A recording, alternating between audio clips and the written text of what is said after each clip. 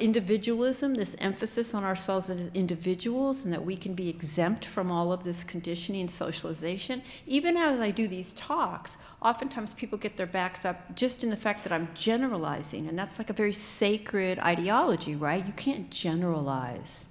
Well, actually, as a sociologist, I can. Yeah, the critical theory becomes absolutely important, as it's called here. And critical theory has its The roots. elitism as well Sure. is sorry, the elitism is built into that, because I think I like to draw it into everyday people's experience, and they're very much experiencing this kind of clergy of people telling them what to do. So the first person experience of this is some kind of elite class telling you that you're morally wrong, Right. and that's the thing that people are feeling on the street. But Right. it's all philosophically, it's all there. Right, sure. So all of the standard accusations, right? You're a racist or a sexist or a homophobe or whatever it is, and the person says, "What? You know, Yeah. I have no idea what you're talking about." Yeah. And then, Or even worse, I hope not. What am I doing wrong? Like, yeah. yeah, exactly. And then there's just the false consciousness, and then we start looking for, microaggressions, but it's only the specially trained person who knows how to spot what the microaggression is and how properly to interpret it, and so on. So there's a certain amount of Freudian psychoanalysis that got Mm, imported by the mm, Frankfurt School people. So they were wanting to argue, that kind of external political and economic oppression was not enough to yeah. explain what was going on, that somehow the Westernism, it was so imperialistic that it gets inside people's psyche and gives them uh, verbal formulations that they use on themselves to then repress and drive subconsciously or into their unconscious things that they are not aware of. So they will deny overt racism or subtle racism or any sort of awareness of their own oppression. So then it really takes the critical theorists to get inside the heads of people who are not only oppressed, but also repressed, and they're doing it to themselves to Yes. re-educate them. Now, these consequences are often invisible to the naked eye, and the naked eye is the eye that's not accustomed to looking at issues through an intersectional prism. There is, however, a solution, a practice that can heighten our capacity to see the limitations of a non-intersectional feminism or a non-intersectional racism. And here we are to save you from your racism and sexism. Yeah, that's yeah. Your unconscious racism, right, or sexism. And in a way, there's a theoretical argument that gets developed here. Marx has an early version of this, and there are other theorists in the early part of the 20th century who have versions of it as well. But the critical theorists are making it explicit. My view, though, is aside from the philosophical issues, that the fact that they were so focused, or at least not we, some of us are so focused on trying to find microaggressions and the tiniest hints of something, that is in fact a sign of great health in our culture. That we've succeeded Mm, in getting rid of the macro aggressions, so to speak, and all of the yeah, overt yeah, sexisms and yeah. racisms.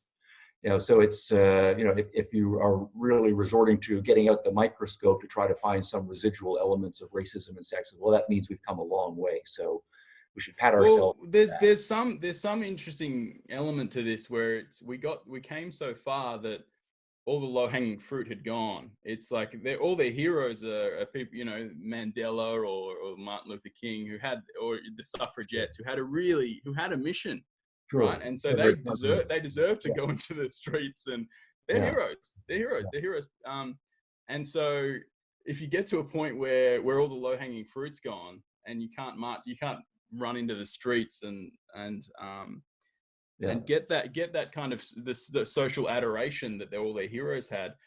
How do you do that? It has to take on some kind of spiritual aspect to it. It has to move away from reality in some sense. And I think that the postmodern enterprise, you sprinkle postmodernism onto onto our current day, and then all of a sudden you're swept up into this cosmic battle between good and evil. Well, there are some, deep philosophical theories and psychological, sociological theories behind, critical theory and postmodernism and so on. But I think the further we get into it, we're now second and third generation. Yeah, a lot of it, I think, is can be explained by easy careerism. So if you are, a second or third rate mind, and there are lots of them in academic world, you're just a good student, you showed up, you turned in your papers, and you got your PhD, and you get a nice job as a professor, but you're not really a first-rate person, and but nonetheless, you want to have the sense that you are making a difference. Well, some of the very easy causes to get behind. I mean, it's not that hard to be anti-racist, or it's not that hard to be anti-sexist and to show that you care about the poor. So if you have a ready-made vocabulary and a whole cause available to you, and it seems to have some cultural cachet, well, you can make a career out of that, and you can get some notoriety out of that without being particularly. You can also convince yourself of it, right? If you read this stuff, there's a type of derangement that goes on. There is that. I don't enough to have your own. We shouldn't Yes. talk about the motivations of the people, but I think there's different kinds. There are cynical people, just careerists, and then there are people who genuinely believe it. People who are halfway, who are kind of convincing themselves that it's true, and maybe have a little bit of cognitive dissonance. And yeah, well, that is a huge occupational hazard, because we know there are any number of true believers, and people can genuinely talk themselves into just about anything. And if you're a smart person, you also have the reinforcer. You know that you're smarter than the average person, so you're more likely to trust your own mind. And there are lots of philosophical and psychological positions that initially can be very appealing, and there are good arguments that can be made. But to the extent that you're intelligent, you follow them down the rabbit hole, and you think you're being honest, but you do end up in a very weird place, right? Because of some subtle mistake in that initially appealing, position. So, yeah, that's another variant as well. But it's also the degrading of the quality. It's quite obvious from what I've seen. The further you go back, the more solid it becomes. Yes, and sure. I would think I would say that's built in. See, this is why I love your initial comment, because it's kind of there's a predictive element to philosophy that I'm starting to realize and enjoy, because it's built into the philosophy that it would degrade. Because if you're not optimizing for truth, right? Like if you don't necessarily believe that we can achieve truth, then you would try very hard.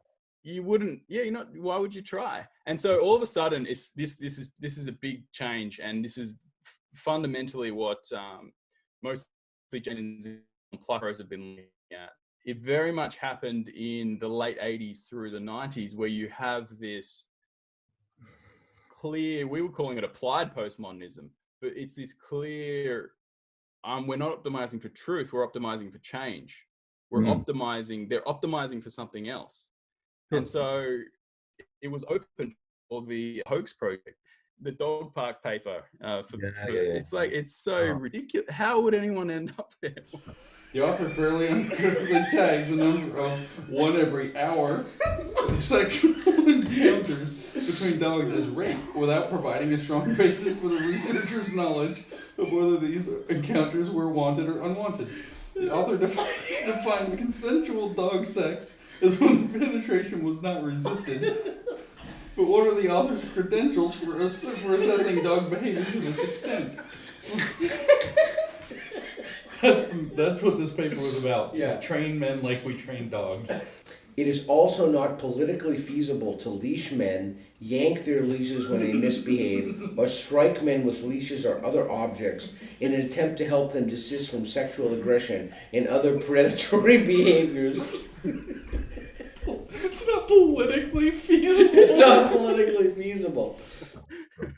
But it makes sense, right? The debasement is, as you put it, predictive in the general principle, because the idea that the seeking for truth as a regulative ideal in your thinking, that high aspiration, means that when you are a younger person and you are training, you're going to set your standards very high, and you're going to train your critical faculties in a certain direction. And you're going to learn how to spot contradictions and be careful about evidence and probabilistic claims and different ways of framing partial evidence and so on.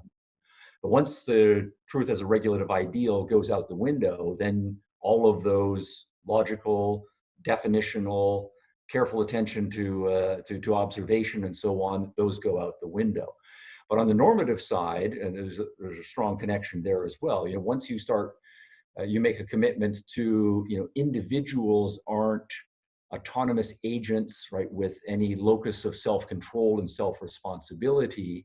You make the shift and you see people as avatars for various sorts of group identities, or there are just these shifting collectives in collision with each other.